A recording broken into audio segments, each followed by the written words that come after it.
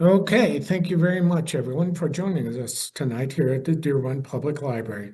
I'm very thrilled to be speaking with Rick Atkinson about his new book on the American Revolution, The Fate of the Day, Fort Ticonderoga to Charleston, 17, the War for America, 1777 to 1780.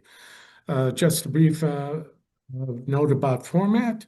We'll be talking with Rick for about 50 minutes, and then we'll be glad to take your questions, both here in the auditorium and online. In the online portion, you just need to put your question in the chat feature, and we'll try to get your question answered in the time that we have. So Mr. Atkinson is a author of eight books of history, including such titles of The Long Gray Line, The Liberation Trilogy, which talks about the war in Europe, the Army of Dawn, The Day of Battle, and The Guns at Last Fight. And the first book in the Revolution Trilogy, which this book is the second, is entitled The British Are Coming. He's won numerous awards, Pulitzer Prizes for history and journalism, too many to count. So I'm very thrilled and very delighted that he's joined us here tonight to talk about his new book. Thank you, Rick. Thanks, Dan. Thanks for having me. Hey, you were born in Germany, and you're military dependent for 18 years. Uh, what did you normally it's a cliche like, oh, I grew up in military life. I don't want to write about it. Again, what brought you back to writing about the military? Um, well, I never had the feeling that I don't want to write about it. Yeah, I did grow up. My father was an infantry officer. He enlisted in 1942 when he turned 18. He came back from Europe in 1946. He went to Penn State and then went back into the Army. He liked the Army and made a career out of it. So I grew up on Army posts. I feel like I know the culture. I know the acronyms. I have a pretty good feel for it growing up. I was a journalist for a long time, working for newspapers starting in Southeast Kansas and then Kansas City and then at the Washington Post for most of my career. And I was, because reporters my age and younger were not subject to the draft was abolished when I was a freshman in college. They frequently know very little about the military. Well, I knew a little bit about it as a consequence of having grown up in it. And I was immediately, particularly at the Post, pulled into stories about military subjects. And first of all, I like writing about it. I felt like it was a natural fit for me. So I did it as a journalist, as a foreign correspondent, war correspondent, and then gravitated toward military topics as a narrative writer. My first book was about the West Point class of 1966, which I had written about as a journalist in Kansas City. They lost more men in Vietnam than any of the other West Point classes. Fascinating group of men. They were all men, and 579 of them at West Point. And, I just found that this is my subject. Writing about war doesn't necessarily mean that you like war, quite the contrary, but I believe that it is a critical component of the American story. It's part of who we are. It helps to inform why this country is as it is. And I've taken that background of being shuffled from pillar to post for 18 years and tried to put it to good use. Well, that kind of maybe fits in with the next question. What did you, by writing about the American Revolution and these first two books and the third one in the trilogy, what would you like people to remember them for?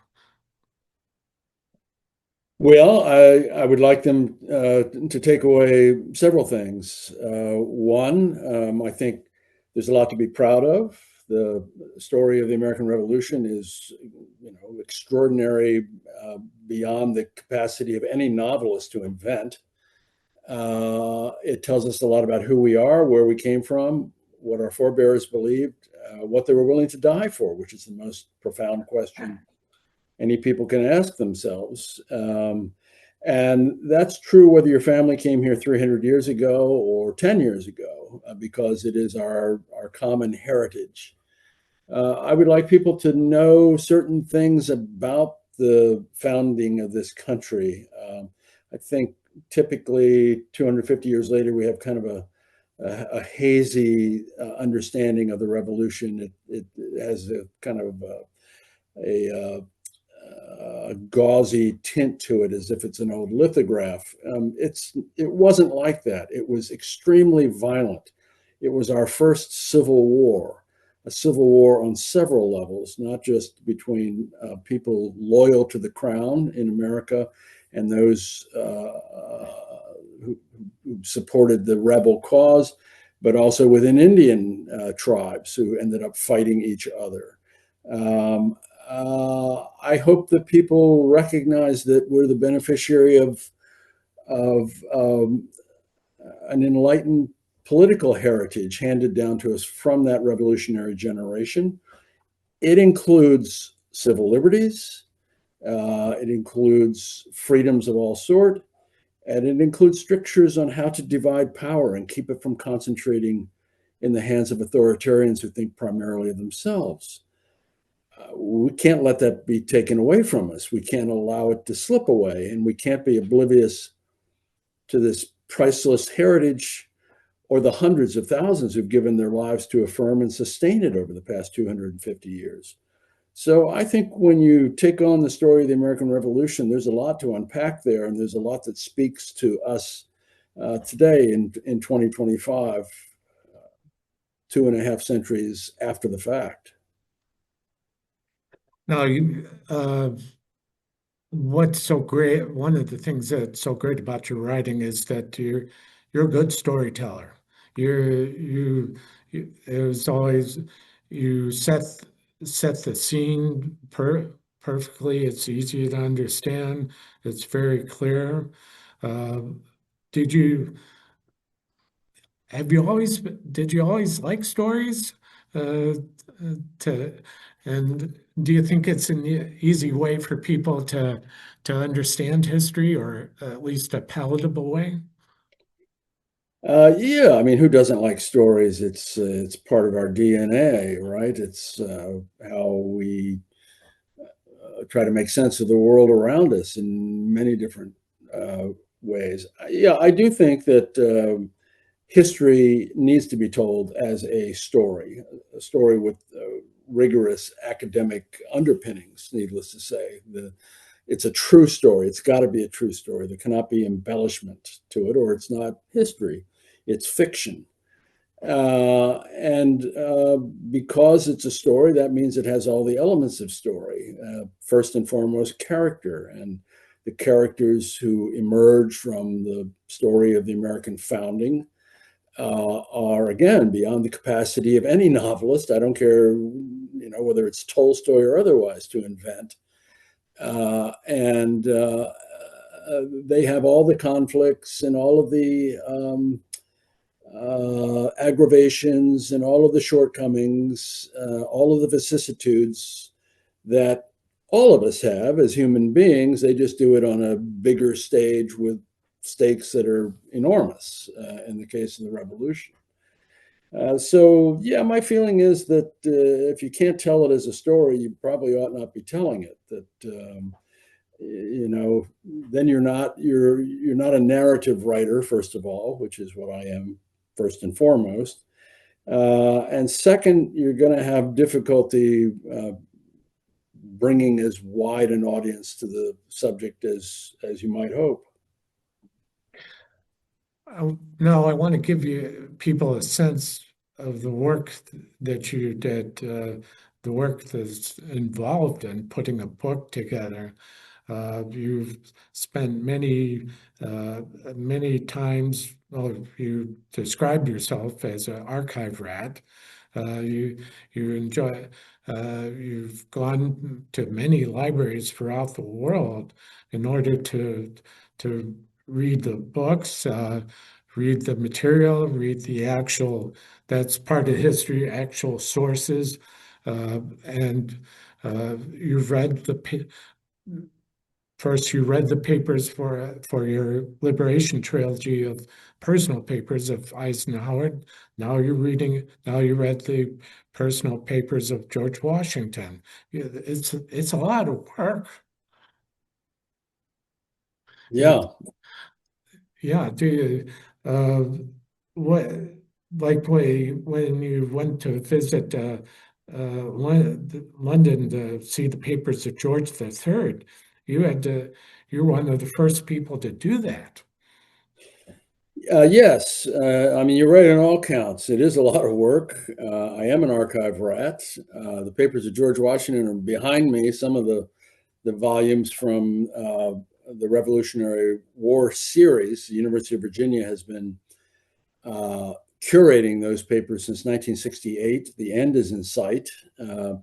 I think there are now 36 or 37 volumes relating just to the American Revolution out of Washington's life. I've read 1 through 24 or 5 at this point. It's how you get inside the man. It's not easy to do otherwise. He's a pretty opaque character, but it's in those papers. The papers of George III, it's kind of an interesting serendipitous thing that happened to me when I began this project, or shortly after I began it. In late 2015, Queen Elizabeth II opened up to outside scrutiny the Georgian papers, which she owned as part of a project to digitize and catalog the papers of all 4 Georges who became king in the 18th and 19th centuries.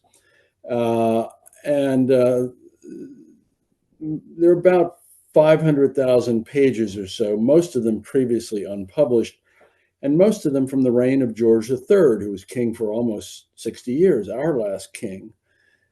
So I found out about this. I petitioned to be one of the first in to take a look, and I was given authorization immediately by the Queen and her subjects. And so I found myself in Windsor, which is about 20 miles west of London. I would show my badge every morning at the Henry VIII gate to get into the castle. It is an extraordinary working castle. Show my badge again at the Norman gate, and I would climb 102 stone steps and 21 wooden stairs to the garret of the Round Tower, begun by William the Conqueror in the 11th century. And that's where the papers are kept. George was his own secretary until late in life when he began to go blind. He wrote not only most of his correspondence himself, he made the copies himself. And so I had this very tactile sense of being in his presence.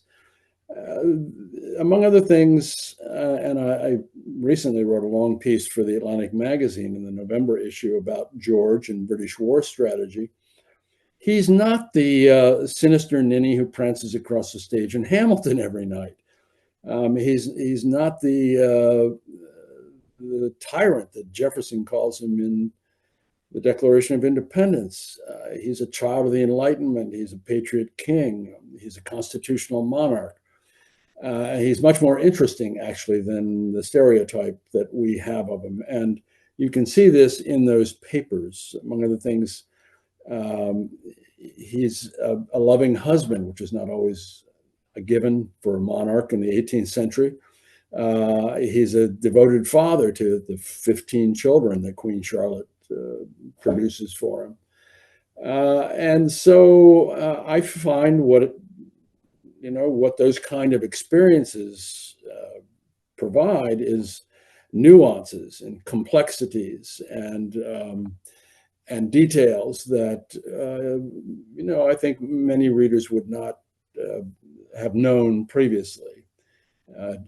George needs to be taken on his own terms and not as some stereotype that Americans have largely fabricated over the past 2.5 centuries. Now, George Washington would probably be one of the first people that they think of in relation to the Revolutionary War. Since you've gone through his papers, uh, can you talk about him? What are his strong spots? What are his weak spots? He was very tall for men at that time. He was very formidable. Well, people would be like, wow, that's a leader. Uh, uh, can you talk about what the kinds of things that you found in reading his papers? Yeah, sure. Well, he is proverbially the indispensable man, and Proverbs can be true, and he is the indispensable man. I spent a lot of time with him, as I spent a lot of time with Dwight Eisenhower, and spending almost 15 years writing about the American role in the liberation of Europe in World War II. And I find, as I did with Eisenhower, that I know him quite well as a man and as a general. And the more I'm in his company, and I'm in his company every day, the more I admire him, even as I recognize the many shortcomings that he's got. Excuse me. He's a formidable figure in many respects. You're right. He's almost 6'3" at a time when the average American man is maybe 5'7". He dominates every room he comes into. He has great command presence, as the military says. Jefferson says he was the greatest horseman of his age. He looks fantastic on a horse. He's not a particularly good tactician. He makes a lot of mistakes as a general. He has arrived in Cambridge, Massachusetts, just outside Boston in early July 1775 to take command of the brand new Continental Army. And he's been out of uniform for 16 years. His military experience had been limited to 5 years as a militia colonel for Virginia, always under superior British command during the French and Indian War, the 7 Years' War, as it's called in Europe. And so he's seen quite a bit of combat, but there's a lot he does not know about being a commanding general. He knows very little about artillery, doesn't know much about cavalry. He knows nothing about continental logistics. How could he? And he also has left his plantation in Mount Vernon with a couple hundred slaves taking care of business for him while he's away, and he does not appreciate the miller, the shopkeeper, the farmer, the simple tradesman who has left his family and his business and his farm at home to come and serve with him. He is a Virginian. His army initially is almost entirely composed of New Englanders. They're foreign countries at that time in 1775. He has nothing good to say about New Englanders privately. And so he, among other things, he's got a steep learning curve. And one of the things, most important things he's got to learn is what these men have sacrificed to be with him to make common cause. And he does get there. Among other things, he's got a capacity for growth and learning. He learns from his mistakes. He learns from his misconceptions. He's got other characteristics that are really admirable. He's got a big brain organized for executive action. He's willing to make decisions, to take responsibility. He has a good eye for subordinate talent. So he sees a 25-year-old overweight Boston bookseller named Henry Knox and somehow intuits this guy's going to be the father of American artillery. He sees a lapsed Quaker from Rhode Island in his mid-30s named Nathaniel Greene and somehow intuits that this guy, Greene, is going to be second only to Washington as the indispensable man in the Continental Army over the next 8 years. So he, as I mentioned, is not a particularly good tactician. He'd been a surveyor as a young man. He ought to be very attuned to ground, to land, and yet on several occasions, he doesn't read the ground properly as a tactical commander. The Battle of Long Island, the biggest battle of the Revolution, and just in terms of the number of men involved, in late August of 1776, he doesn't go out and take a look at the ground himself. He doesn't realize that he can get outflanked, and the British do recognize that he can be outflanked. They go around his left flank, and he wakes up in the morning, and the enemy is behind him. That is never good. He does it again at Brandywine in Pennsylvania, not too far from Philadelphia, in September of 1777. Again, he doesn't go look at the ground himself. Again, he doesn't recognize that he can be outflanked. And again, the British outflank him, going this time around his right flank. And again, he nearly suffers a disastrous defeat. It's a defeat, but the army lives to fight another day. He's got the trait that Napoleon most cherished in his generals, which is luck. He is lucky, and it's something you really want in life, and it's something you really want as a commanding general, and he's got it. And it shows up repeatedly: bullets that barely miss, inept adversaries, providential fogs that let him get away, as they did at the Battle of Long Island. So his complexities are enormous, and I can say we're lucky to have him. Yeah, definitely, definitely. Another thing that comes up time and again throughout the book is the difficulty in keeping armies supplied, uh, whether it's food, whether it's clothing, especially impactful at Valley Forge with the Revolutionary War Army. Uh, it's not like today where you can get things done get things here in a day. It takes really a lot of planning and luck, like you said. There's no Amazon. That's true. Yeah, I mean, the British have the disadvantage of having to bring virtually everything that they eat or use or shoot across 3,000 miles of open ocean in the age of sail. And they have to do that. They have to import everything because every time they venture beyond their lines, whether it's at Boston or Philadelphia, they get ambushed. And so, whereas they had counted on being able to buy or purloin food to feed, at one point, 50,000 men here, they find that that's impossible. And so that's an enormous logistical challenge for them. You would think that because Washington and his army are fighting on home turf, that it would be easier. Well, it's not. They don't have to ship it 3,000 miles across the ocean, but they've got to get it somewhere.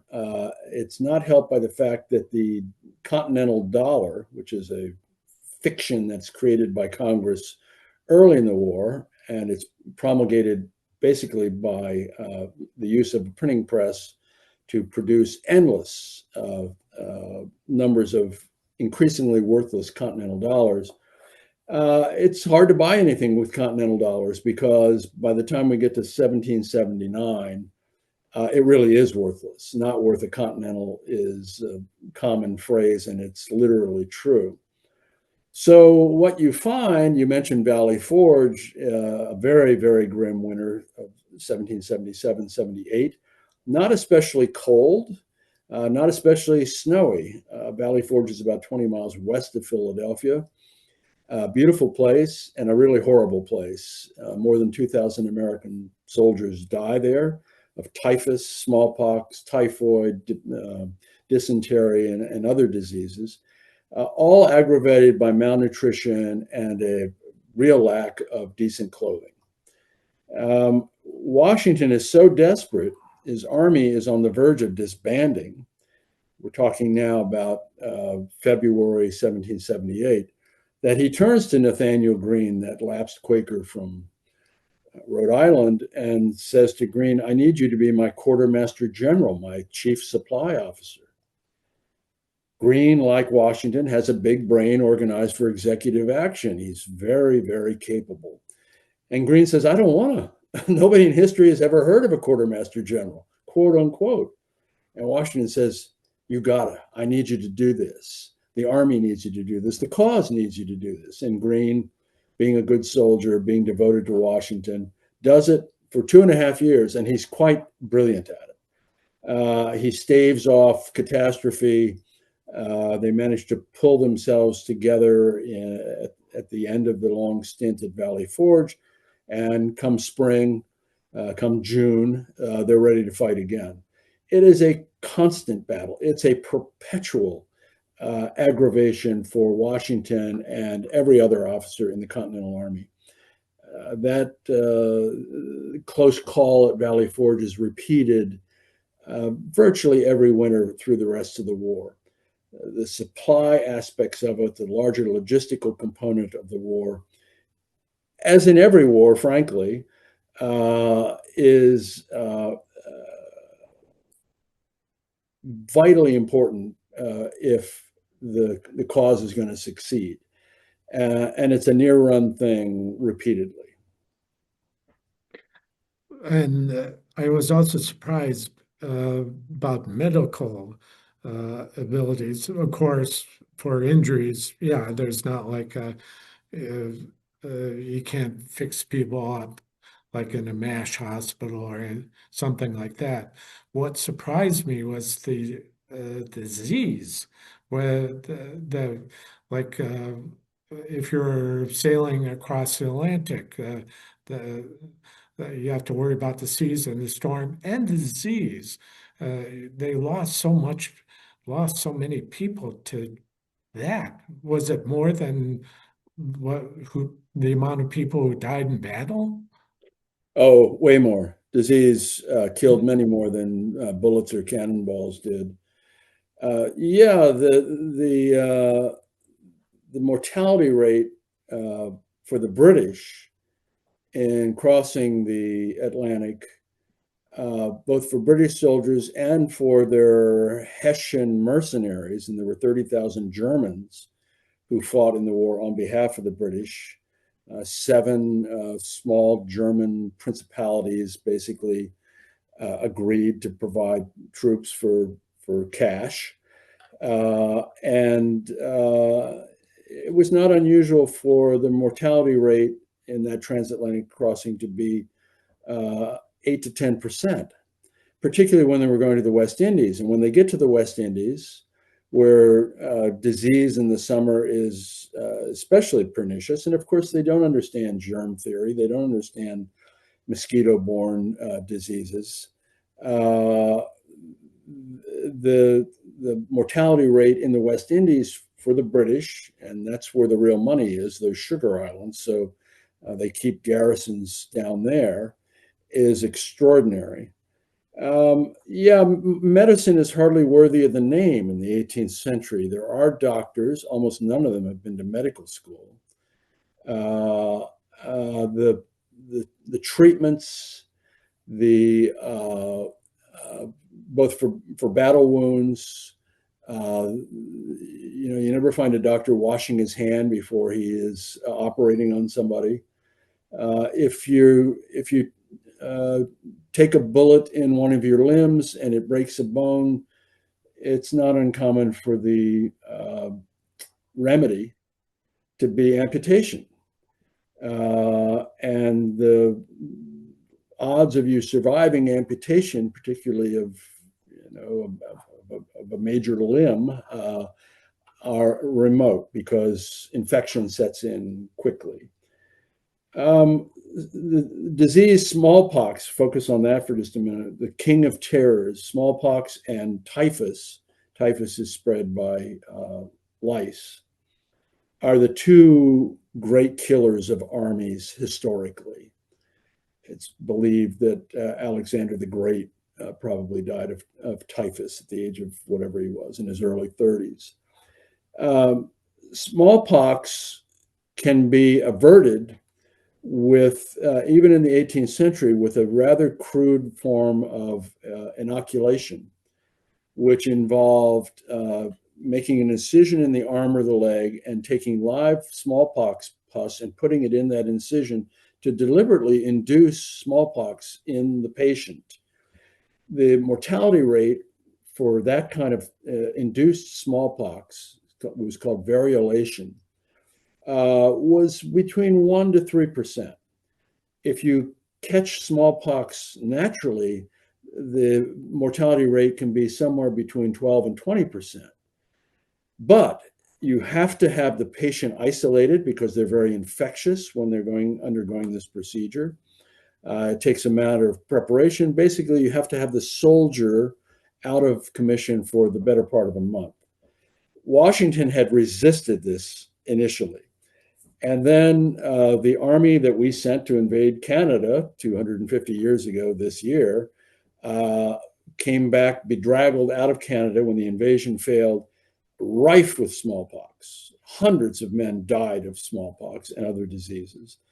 And Washington reversed himself, having initially declared anyone who undergoes secretly this process of inoculation be an enemy of the people, an enemy of his country. Washington reverses himself and orders the entire army to be inoculated. That's while they're in the winter at Morristown, 76, 77. This is again, it shows Washington willing to change his mind, to listen to experts, to listen to his physicians, saying, boss, you're going to lose the whole army if you don't do something, because smallpox will sweep through these soldiers in close quarters, and you won't have anything to fight with. And he buys into that. So the whole aspect of medical care and trying to prevent your army from being destroyed by disease, much less the enemy, is a critical part of 18th century warfare. You also paint great pictures of people, whether it's a sentence or whether it's many pages.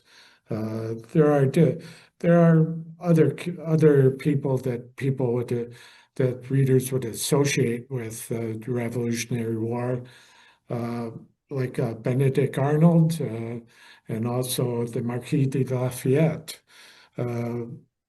Benedict Arnold is quite the lead. You portray him as quite the leader. You're quite the military genius in a way.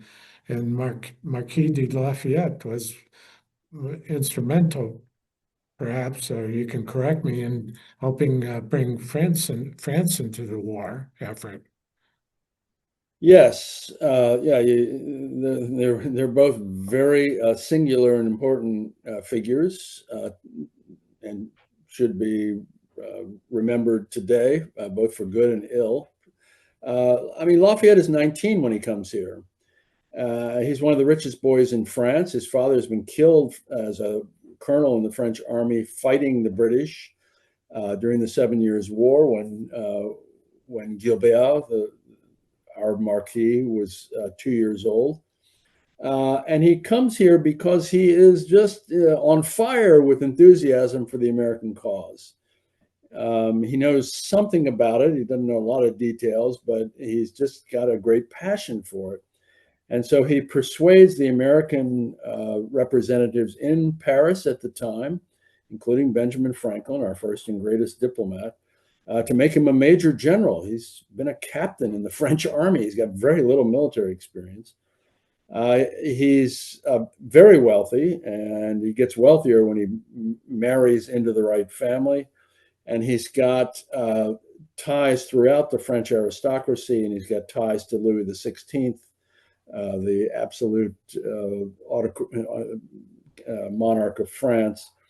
And so he shows up in America, having bought a ship to sail across the Atlantic with a small group of boon companions. and arrives in Philadelphia and appears before Congress. This is in summer of 1777. And says, I am here. I am a major general. Here's my commission. They don't know quite what to make of him. He has taught himself English during the voyage here. He's got an ear for language, and his English is surprisingly good, considering how quickly he learns it. So they send him out to the army. Washington at this point is with the army north of Philadelphia. The fighting season is about to begin in 1777. Lafayette doesn't know, Washington doesn't know what to make of Lafayette, but he does recognize that Lafayette is a conduit into what will be the most important component of American victory, and that is French support. Without the French, we don't win. We certainly don't win in 8 years. We may not win at all. So Washington knows that Lafayette's got these connections, and he likes him right away. And they hit it off. Washington has no children of his own. Lafayette becomes almost like a surrogate son for him. And it turns out that he's pretty good on the battlefield. He's wounded almost immediately at the Battle of Brandywine. He's shot in the leg. He recovers from that. And he's going to go on throughout the entire Revolution to be a really critical figure, both within the Continental Army and, as Washington has hoped, a conduit back to the French monarchy. So, you know, we remember Lafayette today without really understanding why, but it turns out that he's a critical component in the success of the cause. I mean, Benedict Arnold, on the other side, you're right. He's the most gifted battle commander on either side in the first couple of years of the war. He is born to lead other men in the dark of night.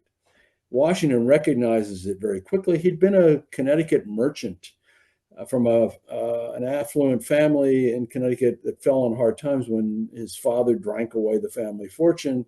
Benedict was supposed to go to Yale. That didn't happen. He was instead apprenticed to an apothecary in Connecticut. He becomes his own, he hangs out his shingle, Dr. Arnold, and is quite successful at it. And then when the revolution begins, he's been involved with the local militia in Connecticut and is involved right away in some of the most critical early episodes in the revolution. For example, he and a New England rascal named Ethan Allen together, bickering all the time, with a small group of men, seized the British garrison at Fort Ticonderoga. And as a consequence of seizing that, they get about 80 cannons, which are desperately needed by the American cause. Washington gets wind of this and recognizes that this is a guy who will fight, and gives Arnold the task of leading one of two prongs into Canada during that invasion of Canada in 1775. He leads about 1,000 men through the Maine wilderness in late fall of 1775. It's one of the most extraordinary feats in American military history. And they arrive at the gates of Quebec, and the other prong comes through Montreal and then down the St. Lawrence River. And they attack. It's the last British stronghold in Canada. They attack Fortress Quebec, and it fails. General Montgomery, who's the commander, is killed. Arnold is wounded. He's shot in the left leg. So, you know, Washington recognizes right from the beginning that this is a guy who will fight. This is a guy I need. He's made a brigadier general and then eventually a major general at the Battle of Saratoga, which is one of the critical turning points in American history. Again, Arnold is the man. He is at the cannon's mouth. And again, he's badly wounded in the Second Battle of Saratoga in October 1777. He's shot in the same leg, and this time he's very badly wounded. And he's going to be months recuperating in the hospital. He gets out of the hospital. His left leg is 2 inches shorter than it had been. And during that recuperation time, he's been brooding, and he's a brooder. And he feels underappreciated by Congress, which he is. He feels underappreciated by the Army, which he is to some extent, not by Washington. He feels that he's constantly got lesser men nattering around, nipping at his heels, which he does. And he's greedy. He wants money. And so, we know where this is leading. This conspicuously gifted battle commander and leader is going to end up with his name synonymous with treason in American history. There was I love your description of Baron von Steuben. Steuben, yeah. Steuben. Mm-hmm. He made a great impact when everybody was trying to get through the winter at Valley Forge. He instilled discipline, some kinds of discipline. But he's quite a character, is quite a background.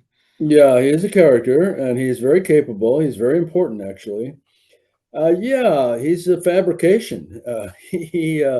He arrives at Valley Forge in the spring of 1778, claiming to have been a lieutenant general in the Prussian army and a close aide to Frederick the Great. He is a baron. He had worked for a minor aristocrat in Germany who had made him a baron. But he had been a captain in the army, not a lieutenant general in the Prussian army. Nevertheless, with this falsified resume, incidentally, Benjamin Franklin in Paris has helped to perpetuate this tissue of lies about Steuben's credentials. He shows up at Valley Forge. He's on the run. And it's not clear, the details are murky, but he's been accused of taking familiarities with young boys. It's not clear whether he's a pederast. It's not clear whether there's any basis to this, but he has been accused. And one of the reasons he leaves Europe is because he's on the run. This is never proven. It never comes up again that I'm aware of. But when he shows up at Valley Forge, he is the right man at the right moment, because Washington needs somebody to take this rabble of an army that is really on its last legs in some respects. We talked about the logistical issues and just feeding the army and clothing the army. Well, Steuben has the capacity, and Washington makes him the Inspector General of the Army. And in that office, he is responsible for teaching them basics, how to maneuver on the battlefield, how to take care of camp hygiene, how to retreat properly rather than just turning and running. All of these things which are critical for the Army to become competent, for the Army to become professionalized, originate with Steuben. And he's got a system where he takes a small cadre and he teaches them, and then that cadre goes out and they teach larger regiments. And so by the time they leave Valley Forge in the early summer of 1778, they've made a lot of progress, and Steuben is responsible for that. Steuben will be, a figure with the army for the rest of the revolution. Okay, yeah, that was quite a story, quite a very interesting. Got two more questions.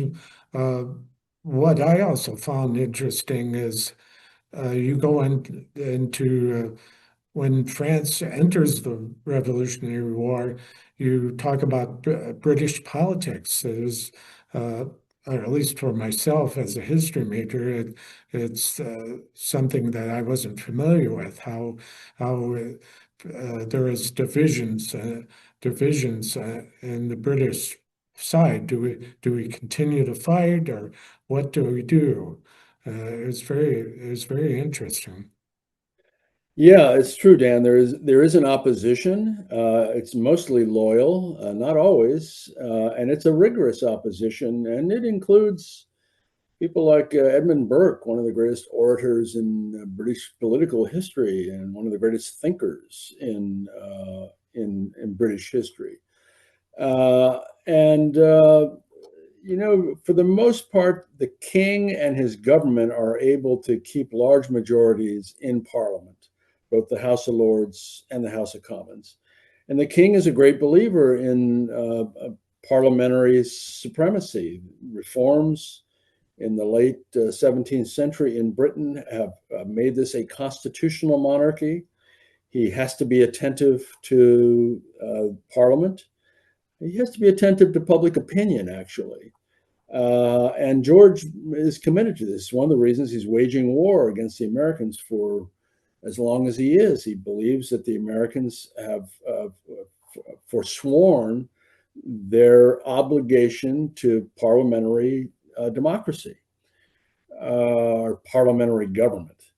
The opposition makes life difficult as the war goes on because blood and treasure are seeping out of the British Isles, and what had been a rather obscure brush fire insurgency on the edge of the civilized world turns into a global war. The French come into it, then the Spanish, then the Dutch, with other European powers, including the Russians and the Swedes, providing material and moral support to the American cause. The war is being fought on 4 continents in the 7 seas. It's a big issue for Britain. George III and his government believe that if the American insurgency is permitted to succeed, it will encourage insurgencies in Canada, Ireland, those rich sugar islands of the West Indies, in India, and that the British Empire, which is a new construct that has emerged out of Britain's triumph in the 7 Years' War, will be extinguished. That it'll be the end of Britain as an imperial power. It'll be the end of Britain as the first among nations in Europe, which she is in 1775. And that's one of the reasons why the king is so intent on persisting, and why a majority of Britons generally support him almost to the very end. They believe that the prosperity that they have enjoyed is as a consequence of having these imperial possessions, of having a mercantile system in which they basically can extract raw materials from America and elsewhere and sell the finished products back to them. This has served them very well. It's made them rich. So giving that up is something that the king is reluctant to do. After the war ends, and our first minister to the court of St. James, a guy named John Adams, has an interview with George III. This is after the peace has been signed in 1783. And George tells him, I was the last to give it up. And that's true. He is the last to give it up. Okay, final question. What do you think of Benjamin Franklin? Oh, well, that's a small topic. I mentioned he's our first and greatest diplomat. He is he's the most famous American by far in the world as a consequence of his scientific discoveries in the 1740s and 50s. He's got a lot of experience. He lived in London for 16 or 17 years as an agent for American colonies. He's a real Anglophile. And then he is sent to France in December 1776. He's in his 70s. Not an easy trip to make. And his job is to persuade Roman Catholic absolute monarch Louis XVI that it's in the best interest of the monarchy and France to align themselves and to provide substantial support for Protestant wannabe Republicans intent on armed insurrection against their lawful monarch. That's a heavy lift diplomatically, and he does it brilliantly, partly with the exercise of great patience and using his fame in France to good effect, and in making the argument to the French that if they want to regain what they had lost at the end of the 7 Years' War, first among nations in Europe, the best way to do it is to help the Americans stick it to the British. The enemy of my enemy is my friend. And so he pulls it off. And the French are going to provide us with a navy, a great fleet led by Admiral de Grasse, and an army led by General Rochambeau. And that is going to lead to victory at Yorktown in the fall of 1781, which is where the story is headed. Okay, yeah, that's big. Look forward to that in your final book in the trilogy. Let's take a look at the questions from online here. Okay, not a question, but I just wanted to say congrats and warm wishes to Rick, my Fort Hunt high school classmate from Ann Milliken. Thank you, Ann. See,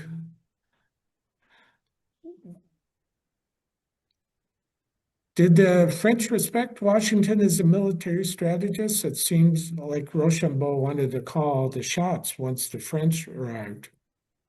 No, that's not true. Rochambeau had orders from the king that he was to be second in command to Washington.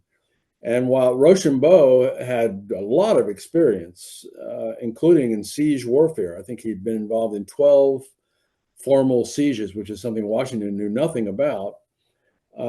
They got along quite well. Rochambeau was deferential and yet firm in offering his advice. Washington was fixated on New York. He'd been evicted from New York in 1776, and he wanted nothing more than to avenge that indignity and to take back New York, because that was the headquarters for General Clinton, the British commander-in-chief. And Rochambeau helped to convince him that that was not the best strategy, that the better option, particularly with this large fleet under de Grasse coming from the West Indies, was to try to trap the British at Yorktown, which is what they did. So, yeah, I mean, the French could be a little supercilious sometime, but for the most part, they got along well. Again, Lafayette is important here. Lafayette is an intermediary between the French and the Americans. Washington speaks no French. Rochambeau speaks no English. De Grasse speaks no English. So it's important to be able to communicate. And Lafayette and a few other French officers who were fluent in English helped make that happen. Okay, any questions here in the auditorium? Yes? Yeah, did you do any research on Francis Marion out in Carolina? Francis, Swamp Fox? the Swamp Fox, Francis Marion? Yeah, Francis Marion is a quite capable insurgent leader in South Carolina. You're going to have to wait for volume 3 to get to Francis Marion. Yeah, when things move to the south. Correct. So let's look at thank you, Mr. Atkinson, for this talk. It's a great opportunity. How often do you rely on secondary sources when you're writing your books? Like when you, for example, he cites David McCullough's John Adams book or Alexander Hamilton's by Chernow. Yeah, well, my books to get list is 2,500 titles. I own about half of them. You can see a small portion of them behind me here. Uh, Secondary work is vital. People have been writing about the American Revolution since the 18th century. I rely on it a lot, but where I really find, where I really make money, I think, is primary sources in the archives. Um, there was a lot of junk written about the American Revolution for 150 years. It tended to be triumphalist. It tended to be hagiographic. While there were some good historians toiling in the vineyard, there was also a lot of nonsense written. And it's really been only in the last couple generations that we've seen an acknowledgement of the fact that Washington in his lifetime owned at least 577 slaves at Mount Vernon. Jefferson had more than 600. You can't square that circle morally. It's part and parcel of where we came from. And that was sort of dusted over and things like that. What happened to Indians? Nothing good came out of the American Revolution for Native Americans. Nothing. And, scholarship on those topics and others, which have been neglected for a very long time, has helped to enlighten us, I think, including me, about some of these aspects of the revolution. Okay, a couple more questions. Let's look here. Okay, how has your writing process changed over your career? What advice might you give your younger self or other aspiring historians? Advice to my younger self, I would say, go to law school. Jeez. I don't think that my writing process has changed that much. I'm working on book number 9 now, so if I don't have it down pat by now, it's probably hopeless. I do all the research, and then I stop. I put a mark on the calendar, and I say, if I don't know it by this point, I'm never going to know it. You have to be comfortable with ambiguity, because you can wander into the woods and never wander out on a huge topic like World War II or the American Revolution. I'm an inveterate outliner. I spend 6 to 8 months going through all of my notes when I have finished the research and making an enormous outline. It's usually 600,000 or 700,000 words long. It's 2 to 3 times the length of the book itself. And for me, it becomes a roadmap. It tells me where I'm going and where the material is in my notes. It's very tedious and it's very solitary, as the whole process is. And I began doing that when I was a cub reporter in Pittsburgh, Kansas, jotting down, even on deadline, some rudimentary outline of I'm going from here to here to here. Which I think is important. And the bigger the book and the more copious the material that you're trying to sift through to make a book, the more important it is. And then, as an old newspaper guy, I type fast, and I'm pretty disciplined about it. I get up, I'm in my office. I'm overlooking Rock Creek Park in Washington, D.C., where I've lived for many, many years. And I get to work. I do my writing in the morning. By noon or so, it's turned to garbage. I stop. I might try to get some exercise. I work through what I've written in the morning, and I prepare for the next day's writing, which involves taking that outline and refining it. And then I put it aside. Then I'm done. I don't go back to it again. I do very little rewriting. And, Wow. a year later, you got yourself a book. Wow. Okay. Let's take a look. Yeah. Your writing reminds me of Bruce Catton. Was he influenced, or do you have other influences? Bruce Catton, a great Michigan man. Um, yeah, Bruce Catton wrote two trilogies about the Civil War, and I periodically go back and reread A Stillness at Appomattox, which is volume 3 of one of those trilogies, Pulitzer Prize winning book. It's brilliant. And I wish I could be as concise as Bruce Catton was.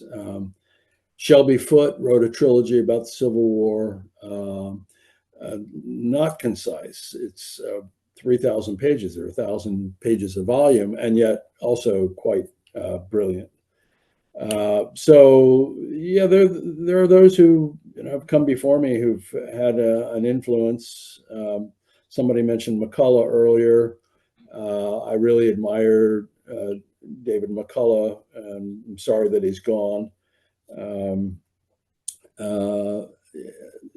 of the things that has happened over the probably last 50 years or so is the academy, meaning academics, whom I revere, have largely ceded military history to former journalists.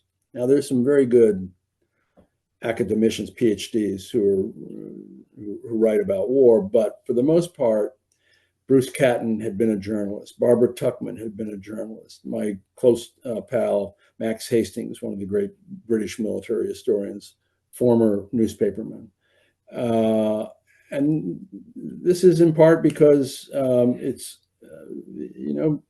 history departments in the academy generally are not so interested in giving tenure to military historians. They become kind of redheaded stepchildren. And so former journalists have moved into this space and claimed it for themselves, and I'm one of them. Yeah, that's very surprising to hear about the reluctance to give military historians tenure because it's just important part is economic history or any other history. Yeah, of course, they're reluctant to give anybody tenure these days, but Well, true, but yeah. for military historians, it's tough, and there used to be very strong departments in some major universities in military history, and those are largely gone now. So, final question. Uh, is there, in the people that you've read about, researched about, is there someone that you'd love to meet in person? Oh, well, God, I'd love to meet all of them in person. I was just down in Monticello. I would love to have met Jefferson, obviously, one of the most incandescent minds of the 18th century, one of the great voices and perplexing personalities, one of the great conundrums in American history. I would have a lot of questions for Washington, frankly, having spent as much time with him as I have. Franklin, I would love to have a conversation with Franklin because he, like Washington, can be, despite all the writing that he did and the public persona that he was, he can be pretty opaque. It's hard to get inside them. One of the many artists who painted Washington from life, portrait of him, wrote about how he had a remarkably dead eye. He could make his eyes go dead because he didn't want you to see inside him. And it's like that. He can be opaque. I'd love to meet Abigail Adams. She may be the smartest of the bunch. She was certainly as good a writer as any of them. And and obviously with all the time I've spent with George III, I'd love to sit in on a cabinet meeting at some point with the king. It was a rare cabinet meeting where he participated, but there were a couple. George Germain, who was the American secretary, Lord Sandwich, who was first to the Admiralty and ran the Royal Navy. Fascinating character, really wonderful, interesting character. So yeah, I'd throw a cocktail party for that gang anytime. Thank you very much, Rick. Thank you for spending an hour with us. Love your book, love your work. Thank you. Thank you, Dan. It's a pleasure to be with you in Dearborn. Thank you. Have a good day. Go Lions. Yeah.